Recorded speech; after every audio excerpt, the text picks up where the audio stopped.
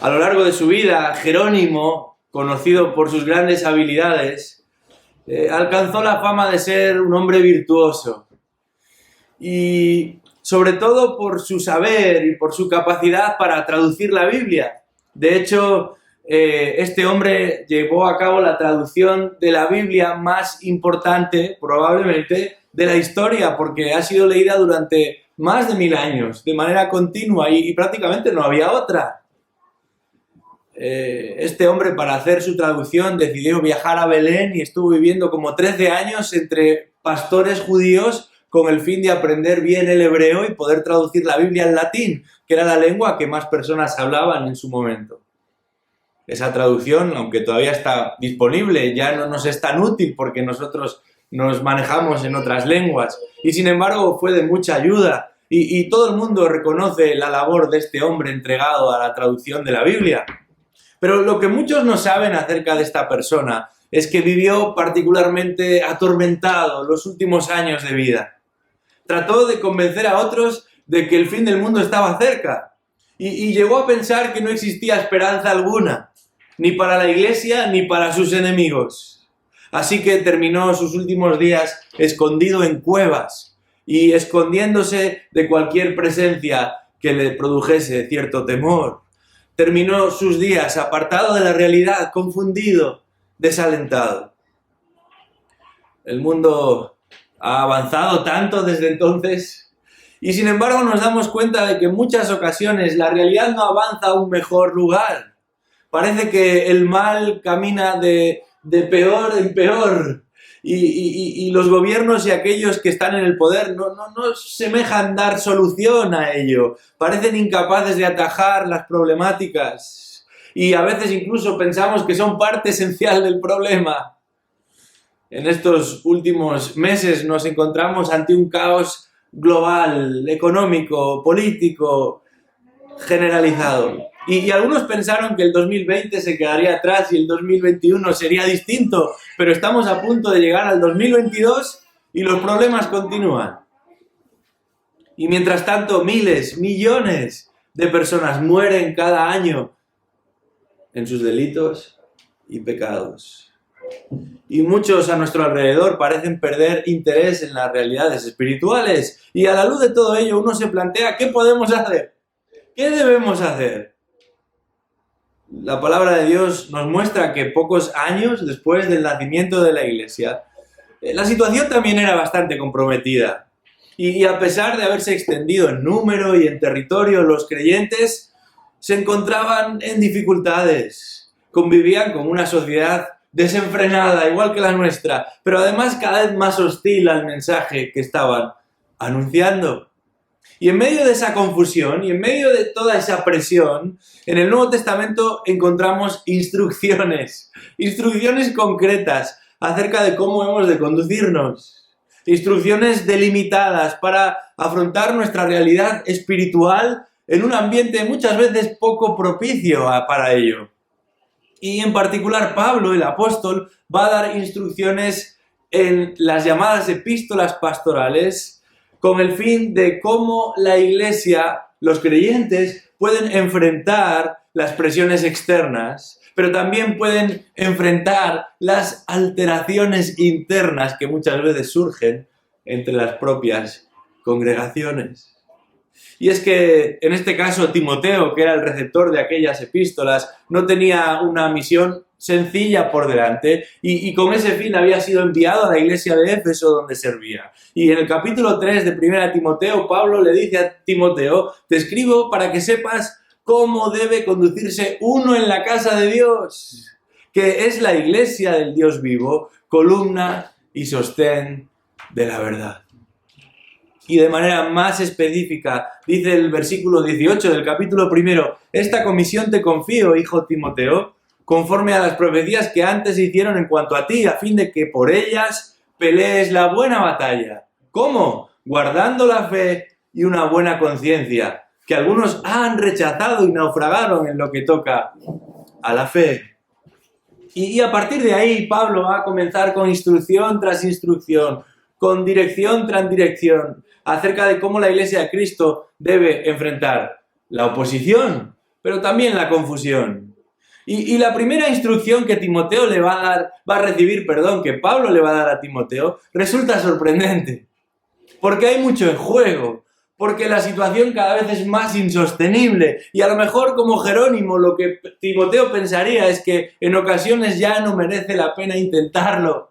Que a lo mejor, como tantos otros a lo largo de la historia, podría llegar a pensar que lo suficiente ya se ha hecho, que no debemos seguir hacia adelante, que quizás ha llegado el momento de dedicarnos a otras cosas, o directamente de encerrarnos en una cueva, de olvidarnos de lo que hemos vivido. Y sin embargo, Pablo se dirige a Timoteo y le habla y le dice, lo primero que debéis hacer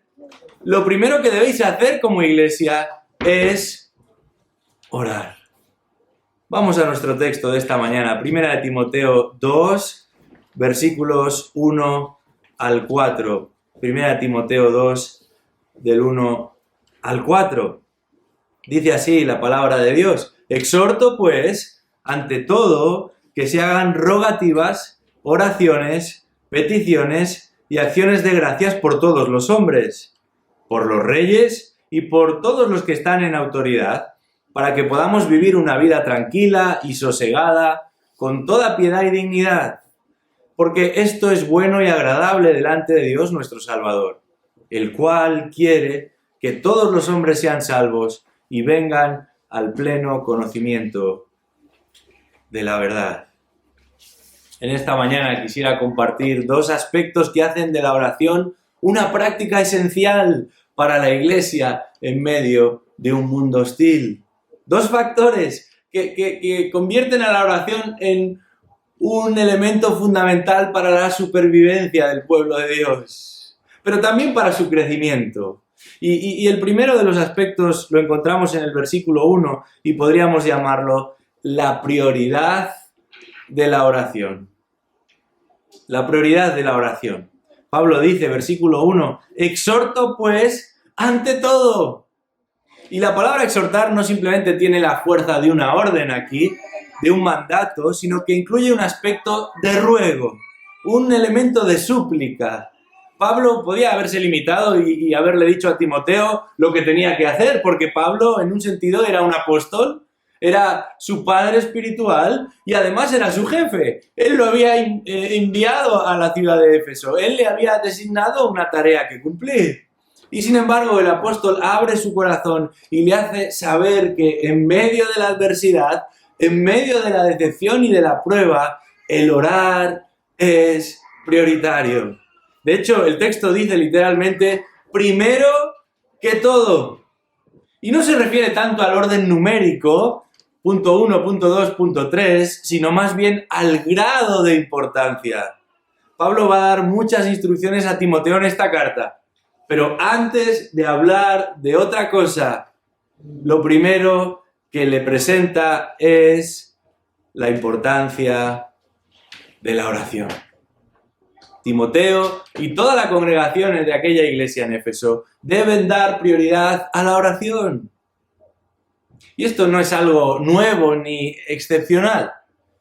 La oración por los perdidos ha sido una prioridad en la esfera del pueblo de Dios desde las primeras páginas de la Escritura, particularmente de aquellos que han tenido contacto con la obra y la persona de Dios. Fijaos, Abraham intercede aún por aquellos que están en Sodoma. Moisés ora para que Dios tenga misericordia de los rebeldes entre el pueblo. Pablo no solamente pide por sus compatriotas en el capítulo 10 de Romanos, sino que le hace saber a Agripa ahí en Hechos 26 que él ora por todos aquellos a los que predica el Evangelio. La oración por los perdidos es una constante en el pueblo de Dios. Y el dejar de hacerlo, como señala el profeta Samuel, no solamente sería un pecado, sino que tendría graves consecuencias. De hecho, en una ocasión Dios mismo le dice a Jeremías que va a castigar al pueblo infiel. ¿Y cómo lo va a hacer? Obligando al profeta a no orar por ellos, prohibiéndole a Jeremías que ore por aquellos que viven de espaldas a Dios. De la misma manera que no orar es malo, orar es lo mejor que puedes hacer por otro. El mismo Jesús, aún en la cruz del Calvario, intercede por la humanidad y concretamente por los que le están rechazando hasta el punto de clavarlo en la cruz. Y aquí nos encontramos con Pablo. A un Pablo insistiendo que antes de cualquier otra cosa, el pueblo de Dios tiene que orar por todos aquellos que no forman parte de él todavía. Uno pudiera llegar a pensar que esto de orar no es tan importante, que ya lo harán otros. Sería muy fácil contagiarse con el sentir de tantos que no consideran orar como una prioridad en sus vidas. Es por eso que Pablo ruega. Es por eso que Pablo apela a Timoteo y va a diseccionar algunas de las razones por las que la oración es un aspecto prioritario para el creyente en general, pero también, por supuesto, para la Iglesia de Cristo en particular. Y vemos que aquí en el versículo 1 se van a utilizar 4 términos distintos para hablar de la oración. Y uno podría pensar que se trata de términos sinónimos. Esto quiere decir que significan lo mismo. Y sin embargo, Pablo es muy cuidadoso con las palabras que emplea. No solo porque el papel que utilizaba para escribir sus cartas era muy caro, sino porque además tiene un propósito detrás de cada una de las afirmaciones que va a hacer. Y por un lado se destacan algunas características, particularidades, y empieza el texto diciendo: exhorto pues ante todo que se hagan rogativas. Y esto de rogativas tiene que ver con la necesidad que motiva a la oración. El creyente reconoce que se encuentra en una situación de necesidad. En este caso, la necesidad de alguien que no conoce el Evangelio y que además nos está generando problemas por causa del Evangelio. Y mientras eso no cambia, uno ha de rogar. Mientras eso no varíe, uno ha de suplicar que el Señor obre en medio de esa necesidad.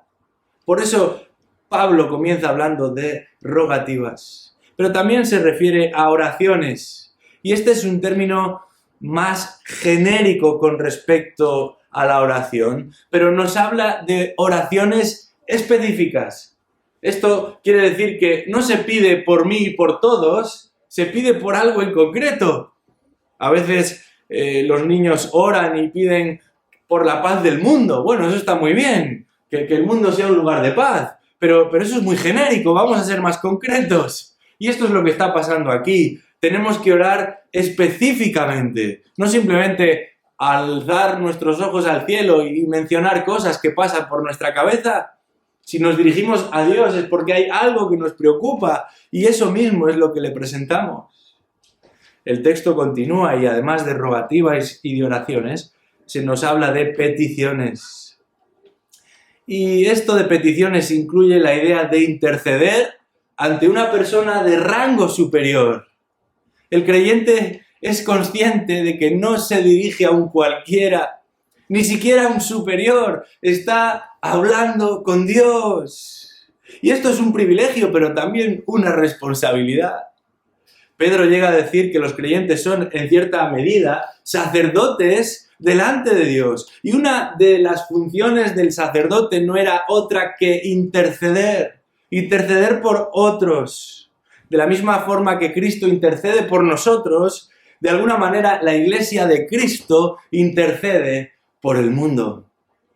Y es que si no oramos nosotros, los creyentes, por los perdidos, ¿quién lo va a hacer?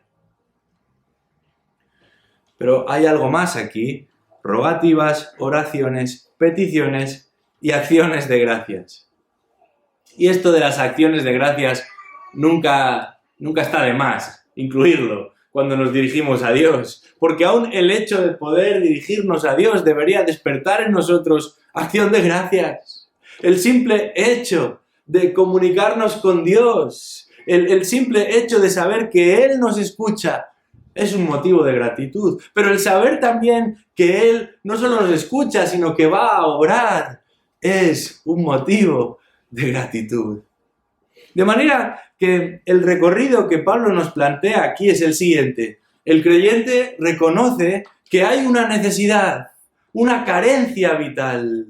El creyente confía en que Dios puede obrar. El creyente intercede e insiste hasta que Dios responde. Y el creyente finalmente agradece a Dios por lo que Él hace. ¡Qué bendición el poder dirigirse así a nuestro Dios! La oración es una prioridad en la Escritura, es un privilegio en la Escritura. ¿Lo es también para los que estamos aquí en esta mañana? Porque lo será en la medida en que a cada uno de nosotros se nos haga saber y sepamos y practiquemos la oración como algo prioritario. Lo será en la medida en que oremos, en que pasemos tiempo en oración. Oración privada, oración corporativa, oración en lo secreto del hogar, oración en el contexto de nuestras reuniones. Un predicador del siglo XIX de nombre J.C. Ryle escribió algunos textos muy interesantes y en un momento determinado él dijo: puede que tus conceptos doctrinales sean correctos, puede que tu amor hacia el protestantismo sea ardiente e inequívoco, pero a pesar de ello, todo esto puede no ser más que conocimiento racional.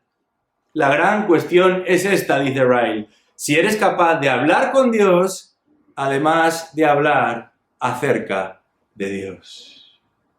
Esta es la gran cuestión. Todos podemos poner a Dios en nuestra boca, pero ¿estamos hablando con Él? La oración dice mucho más de nosotros de lo que podemos pensar. ¿Quieres saber cuáles son tus intereses más profundos? Revisa tus oraciones. ¿Quieres saber lo que te preocupa realmente? Revisa tus oraciones. Posiblemente no exista mejor herramienta para entender lo que creemos que examinar lo que oramos y cómo oramos. Nuestra doctrina, nuestra visión del mundo, nuestra manera de entender la vida, nuestras expectativas, deseos, todo ello, en mayor o en menor medida, se refleja en nuestras oraciones. Por eso debemos tomar en serio no solo el orar, sino también el cómo orar. Y el texto dice aquí: por todos los hombres. Pero cada todo que hay en la Biblia contiene una parte. Y en este caso es Pablo mismo el que nos informa de quiénes son esos que conforman el todo. Y no se trata, como decía antes, de una oración ambigua: yo oro por todo el mundo y ya está. Cualquier creyente entiende que la oración es parte importante de la vida del cristiano, pero quizás por ser un elemento tan cotidiano podemos llegar a normalizarlo, a trivializarlo. Recuerdo de la historia de un hombre que oraba por todas las comidas, desayuno, comida y cena, en el momento que hacía la compra. Él iba a comprar para toda la semana y en ese momento oraba y pedía la bendición de Dios por sus alimentos, y así ya luego ahorraba tiempo y no tenía que pararse en casa cada vez a hacer sus oraciones. Orar no es un mero formalismo, como para este hombre cuando hacía eso. Orar va más allá de reconocer la importancia de tener que orar, sino que hay un motivo detrás. Y aquí Pablo dice orar por todos los hombres, y ese todos los hombres va a ser rápidamente definido. Y vemos que se refiere específicamente aquí a los gobernantes. Fíjate lo que dice el versículo 2, dice: por los reyes y por todos los que están en autoridad. Uy, esto ya no les hace gracia a los efesios, ni tampoco a muchos de nosotros. Eso de tener que orar por los gobernantes, por estos gobernantes precisamente. Esto chocaba con sus ideas porque estaban siendo influidos por diferentes segmentos y aunque enseñaban cosas muy distintas entre sí, tanto los judaizantes por un lado como los gnósticos por otro lado coincidían en algo: en su elitismo. Y no creían que todas las personas fueran iguales. No pensaban que todas las personas fueran iguales. Orar por todos los hombres, por los gobernantes, sin importar quiénes sean, sin tener en cuenta cómo nos tratan.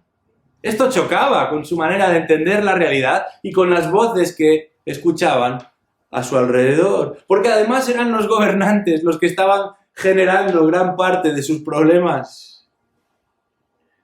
Hoy en día conocemos a muchos de nuestros políticos, ¿verdad? Y si no los conocemos, ya se encargan ellos de que sepamos quiénes son. Están en todos lados, hasta en la sopa. Yo me pregunto a veces, ¿cuándo es que trabajan? Porque se pasan el día de aquí para allá, paseando. Pero en aquella época no existía ni mucho menos una relación estrecha entre los gobernantes y entre los gobernados. La distancia era total, y más si uno pertenecía a un colectivo como el de la Iglesia cristiana. Ellos solamente sabían que estaban siendo odiados y perseguidos por sus gobernantes. Y posiblemente el primer impulso de estos creyentes no era el de orar por los que les perseguían, mucho menos por todos y cada uno de los que estaban a cargo de una sociedad pagana, malvada, constantemente celebrando actuaciones en favor de ídolos. Y sin embargo, Pablo dice, ellos aquí son el principal objeto de la oración. Yo me pregunto, ¿qué actitud tenemos frente a nuestros gobernantes? Los que sean, los que nos gustan más y los que nos gustan menos. Los que nos representan más y los que nos representan menos. Porque el texto nos pide que oremos por todos ellos, sin excepción. Y llegados a este punto, me gustaría señalar algo. Porque algunos piensan que la Iglesia debe, como conjunto, liderar causas sociales, tratando de cambiar esta sociedad desordenada, y con ese fin podamos entonces sí vivir una vida tranquila y sosegada. Algunos piensan que la manera de influir, de aportar, de cambiar cosas tiene que ver con que la Iglesia se movilice en la esfera pública. ¿Pero es esto lo que el Señor nos ha llamado a hacer? ¿Es esto a lo que nos ha llamado Dios, al activismo político, al convertirnos en un grupo de presión más como tantos otros? El texto nos dice que nuestra prioridad como Iglesia está en la oración. Pero hermanos, nadie piense que el dedicarnos a orar supone tomar una actitud pasiva. No puede haber una actitud más activa que esta, porque estamos pidiendo con temor y con temblor que aquel que tiene todo el poder sea el que intervenga. Que sea Él y no nosotros, meros mortales, el que actúe, el que opere y el que intervenga. Y no hay nadie más capacitado que Dios mismo para hacerlo, al punto de mover la voluntad de aquellos que están en autoridad para que la realidad sea más favorable a la Iglesia de Cristo, si así ha de suceder. Y todo, dice el texto, con el fin de que podamos vivir con toda piedad y dignidad. Dicho de otra manera, en un ambiente propicio para que podamos dar testimonio. Un testimonio visible de nuestra fe. Y esto es a lo que se refieren estos dos últimos términos, toda piedad y dignidad. Piedad nos habla de reverencia delante de Dios y dignidad se refiere a un carácter, a una manera de vivir honrosa a los ojos de Él. ¿Por qué oran los cristianos? ¿Por qué es una prioridad la oración para los cristianos? Bueno, Pablo dice, los cristianos oran por libertad y usan esa libertad para dar testimonio de lo que Cristo está haciendo en ellos. Esto es lo que Dios espera de su Iglesia y esta es la causa mejor en la que podemos embarcarnos. ¿Cómo lo estamos haciendo? ¿De qué manera estamos navegando estas aguas? ¿De qué forma estamos aprovechando algo que es prioritario para la Iglesia, pero además tan beneficioso para la Iglesia y para el mundo? La prioridad de la oración. Pero el texto avanza y en los versículos 3 y 4 encontramos el segundo elemento que Pablo da a Timoteo como algo importante. Y aquí es más bien una aclaración de lo anterior. Podríamos llamarlo el propósito de la oración. Porque si no ha quedado claro, Pablo quiere que Timoteo no tenga dudas. Y tampoco nosotros. ¿Cuál es el propósito de dar prioridad a la oración? Leamos de nuevo los versículos 3 y 4. Dice ahí, porque esto es bueno y agradable delante de Dios nuestro Salvador, el cual quiere que todos los hombres sean salvos y vengan al pleno conocimiento de la verdad. En estos versículos 3 y 4 se nos indica ¿Por qué razón Dios quiere que su pueblo ore? Pablo va a explicar cuál es el propósito detrás de las oraciones de los suyos. Y en algunas versiones leemos que esto, es decir, el orar, es bueno y es agradable delante de Dios nuestro Salvador. Literalmente podríamos traducirlo de la siguiente manera: orar es útil y agradable. Este podría ser un buen lema para una camiseta, ¿verdad? Orar es útil y agradable. La oración es una herramienta inigualable a la hora de enfrentar situaciones difíciles. No existe mejor provisión en el camino del cristiano que poder recurrir a la oración. Sin embargo, no solo debemos recurrir a la oración como si fuera un botiquín de emergencias. No podemos concebir, no podemos pensar en la oración como el recurso de la última hora, cuando ya estoy cruzando el valle de la sombra de muerte y no tengo a nadie más a quien dirigirme. La oración es mucho más que un chaleco salvavidas que usamos solamente cuando se presenta el contratiempo. No sé cuántos de los presentes, prácticamente la gran mayoría, habrá viajado en avión. Y cuando uno se sienta en el avión, después de haber esperado el rato de rigor, lo que le dicen es que le van a dar las instrucciones, ¿verdad? Y entonces alguien llega y coge un chaleco y se lo pone y empieza a decir cómo se acciona y cómo no se acciona. Y uno está pensando, bueno, gracias por la explicación, pero espero no tener que utilizar ese chaleco. De hecho, a uno ya se le olvida hasta dónde está y cómo se pondría y cómo no se pondría. No nos interesa ese chaleco, porque el tener que recurrir a ese chaleco implica que estamos en una situación bastante complicada. Y a lo mejor el que está cruzando el océano piensa, bueno, en un momento determinado el chaleco puede servir para algo, pero imagínate que estás atravesando las montañas rocosas.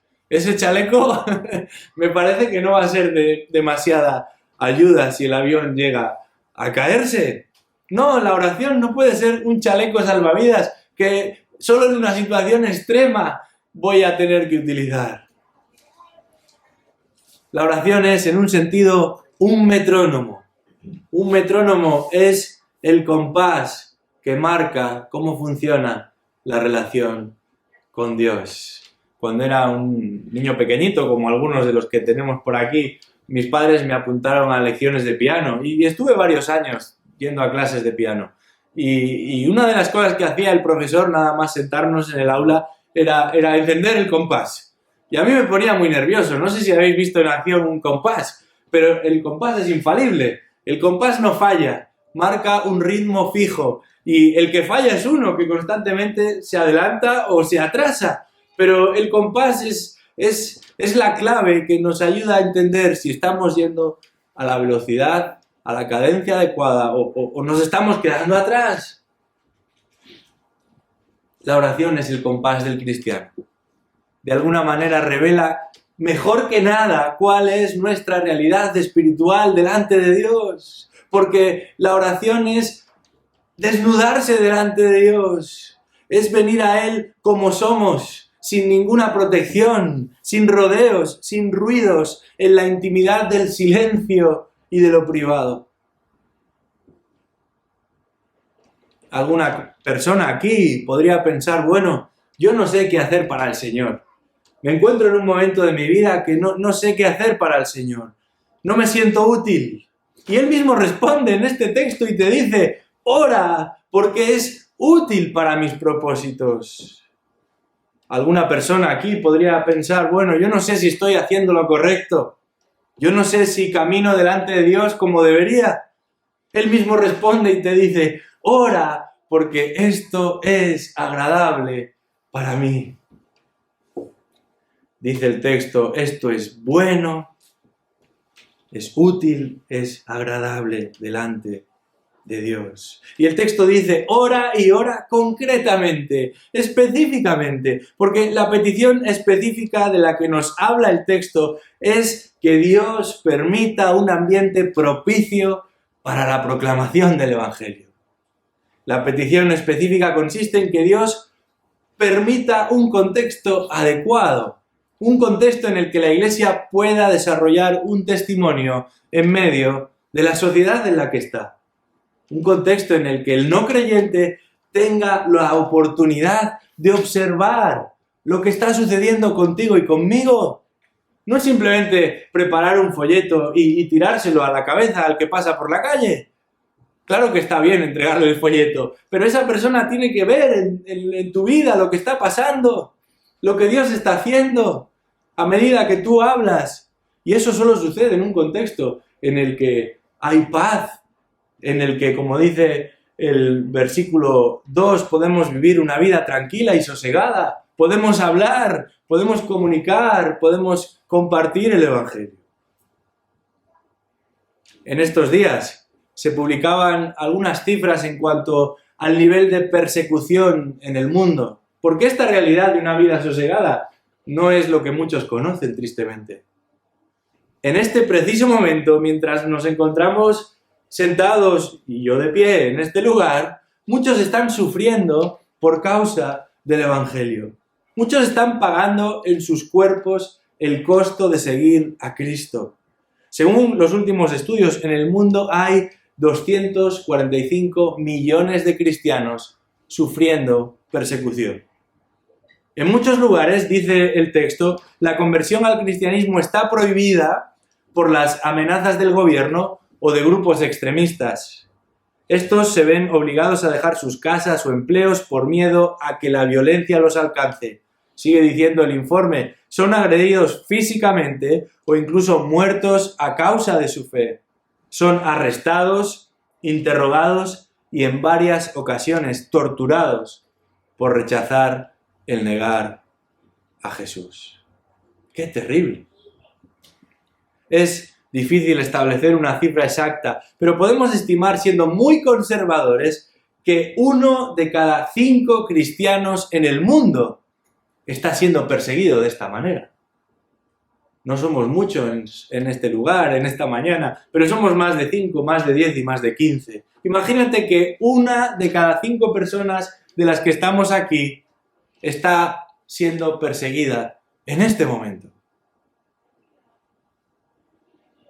Lo que puede parecer una anomalía no dista nada de lo que Cristo advirtió a sus seguidores. Y eso potencialmente nos incluye a ti y a mí, si verdaderamente somos de Él.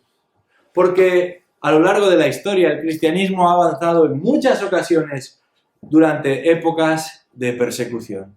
Épocas en las que la Iglesia ha perseverado, momentos en los que la Iglesia se ha fortalecido, al punto que algunos oran para que Dios utilice cualquier medio y nos despierte, nos desperece. Pero aquí no se nos invita a orar por persecución, para ver si de esa manera nos ponemos las pilas, para ver si de esa manera empezamos a hacer lo que se supone que debemos hacer. No, todo lo contrario. No se nos invita a ambicionar la oposición como algo deseable, sino a interceder para que el ambiente sea lo menos viciado posible, lo menos adverso posible. Y a pesar de lo convulso de nuestra época, es probable que la situación actual sea la de mayor libertad religiosa en la historia de este país. Yo me pregunto, ¿qué estamos haciendo con esa libertad? Este texto nos recuerda que el devenir de los acontecimientos no solamente depende de lo que se decide en los parlamentos, desde lo secreto de tu habitación, desde lo anónimo de tu condición. Tenemos la posibilidad de presentar delante de Dios a los que gobiernan el mundo, a los que toman decisiones trascendentales todos los días, para que Dios los dirija, para que Dios los refrene, para que Dios los use con el fin de alcanzar sus propósitos. Y esto no solamente es un privilegio, sino que el texto lo confirma. Es bueno y es agradable delante de Dios. Leamos una vez más el versículo 4, porque dice ahí, el cual, hablando de Dios, quiere que todos los hombres sean salvos y vengan al pleno conocimiento de la verdad. Este versículo ha despertado inquietudes, preguntas a lo largo de la historia del Nuevo Testamento. Se trata de una buena oportunidad que nuestras convicciones proceden de la palabra de Dios, no de un sistema, no de un movimiento, no de una denominación concreta. Y ha de ser la palabra de Dios la que establezca sus propios límites. El texto no está diciendo que finalmente todos los seres humanos serán salvos. Tampoco está diciendo que Dios desea algo, pero que está en nuestra mano el conseguirlo para Él o no. Lo que está afirmando aquí simplemente es que Dios desea salvar almas. Dios tiene un propósito amplio para este mundo. Un propósito que no se limita a esta acera o la acera del frente. Dios desea que personas de toda lengua, raza y nación sean reconciliadas con Él por medio de Cristo. No solamente en nuestro barrio, no solamente en nuestra ciudad, no solamente en nuestra región, no solamente en nuestro país o en nuestro continente, sino en todo el mundo. Como bien ha escrito John Piper, si el Evangelio fuera de índole parroquial, no sería el Evangelio. Porque de tal manera amó Dios al mundo, que ha enviado a su Hijo unigénito, para que todo aquel que crea en Él no se pierda, sino que tenga vida eterna. Por eso se nos llama aquí a orar por todos los hombres y por todos los que están en autoridad. De manera que nuestra responsabilidad, además de anunciar el Evangelio, además de vivir una vida coherente con el Evangelio, además de apoyar a otros para que lleven el Evangelio, esto lo hemos venido estudiando en las semanas anteriores, nuestra prioridad y nuestra responsabilidad es orar por ellos. Yo te pregunto en esta mañana, ¿es este también tu deseo? Todos, de una manera o de otra, vemos en qué dirección está yendo el mundo, en cuanto a lo moral, en cuanto a lo social, en cuanto a lo laboral. Además, todos tenemos familiares, amigos, conocidos que no son creyentes. Y es posible que en ocasiones nos desanimemos, nos frustremos, nos resignemos. Pero en este texto, frente al desánimo, frente a la resignación, vemos cómo Dios nos exhorta a orar por los perdidos. Dios nos exhorta a pedir por oportunidades para el Evangelio y para aquellos que predican el Evangelio. Y los resultados se los dejamos a Él. Alguien ha dicho, oremos como si todo dependiera de mí y esperemos como si todo dependiera de Dios. Orar de esta manera va a transformar nuestra vida de oración, porque finalmente va a elevar nuestro corazón, va a conectar nuestros pensamientos con el corazón y con los pensamientos de Dios. Vamos a hacer de sus prioridades nuestras prioridades. Y entonces nuestra vida cobra un sentido y un valor inigualable, porque trasciende los tiempos, las edades, y alcanza un significado único y glorioso, porque nos convertimos en instrumentos del Dios viviente. ¿Hay algo mejor a lo que dedicar tu tiempo y tu vida? Hace 25 años, los medios de comunicación españoles se hicieron eco de la historia de un hombre que vivía en la ciudad de Córdoba, ahí en el sur de España. Se convirtió en trending topic de la época. Esta persona tenía un aspecto andrajoso, sucio, pero lo que llamó la atención a sus vecinos no fue encontrarse con un vagabundo ahí en la puerta. Tristemente, esto no era algo excepcional. Lo que llamó la atención de esos vecinos fue el hecho de que se le iban cayendo billetes de los bolsillos. Varios, no uno, ni dos, ni cinco. Billetes de 5.000, de 10.000 pesetas. Así que llamaron a la policía. Y la reacción de los agentes no se hizo esperar. Después de registrarlo, lo detuvieron. Y lo hicieron porque encontraron 1.000.000 de pesetas en sus distintos bolsillos. Y no podían entender cómo un vagabundo tan sucio, tan andrajoso, podía haber reunido tal cantidad de dinero y tenerlo todo encima. Lo curioso es que, después de investigar el caso con más detenimiento, descubrieron que el dinero le pertenecía al mendigo. El dinero era suyo. Su padre vivía en un asilo y cada mes enviaba una cantidad fija. Pero este hombre, que no podía estar muy bien, ni debía estar muy bien, lo guardaba en los bolsillos. Y digo que no debía estar muy bien porque todos estamos de acuerdo que no es lo más normal ir acumulando dinero y también perdiéndolo sin darnos cuenta. Pero tampoco es normal que un millonario viva como un vagabundo. Y sin embargo, lo que no nos parece normal en términos económicos, lo hemos normalizado en términos espirituales.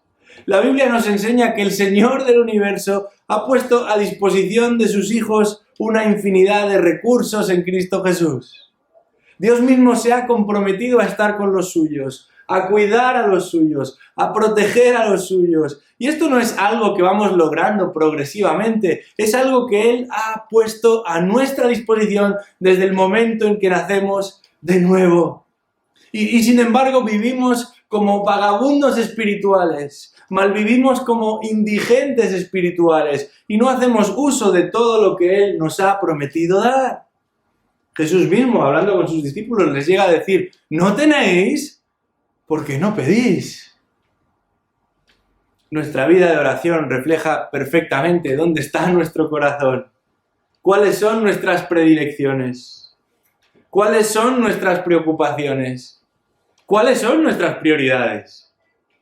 Porque de alguna manera orar es hacer de sus prioridades las nuestras. Pero es mucho más. Dios ha diseñado la oración como fuente de consuelo para el creyente, como fuente de cuidado para el creyente, como fuente de aliento y dirección para el creyente. Juan Calvino lo expresó así: por medio de la oración accedemos a las riquezas que tenemos en Dios. Uno de los versículos más tristes de toda la Biblia está en Isaías capítulo 64. Isaías 64, versículo 7 dice, no hay quien invoque tu nombre, quien se despierte para asirse de ti. Dios exhorta a los suyos a que oran. Cristo enseña a los suyos a orar. El Espíritu Santo suple nuestras deficiencias cuando no oramos del todo bien. Y sin embargo, tantas veces como aquel pueblo al que Isaías se dirige, nosotros no queremos orar. Estamos dormidos en medio de una batalla, vivimos ensimismados, somos perezosos, soberbios, incrédulos, desconfiamos de una promesa que es segura y finalmente somos desobedientes a un mandamiento tantas veces repetido. Fijaos, Pedro y los hijos de Zebedeo, Jacobo y Juan, pedían estar muy cerca de Cristo en el cielo. Prometieron morir con Él y por Él. Pero cuando llegó el momento de orar, prefirieron dormir. Y la historia nos relata cómo primero sucumbieron al sueño y después, en el caso de Pedro, a la tentación. Hermanos, no queremos ser como aquel millonario que vivía como un pordiosero. Dios ha puesto a disposición de los suyos un recurso inigualable. Nos lo ha dado para que lo administremos. Nos lo ha dado para que lo disfrutemos. Nos lo ha dado para que lo aprovechemos. Queremos ver esta iglesia crecer. Oremos. Queremos ver a almas viniendo a los pies de Cristo. Oremos. Queremos ver justicia administrada por nuestros gobernantes. Oremos.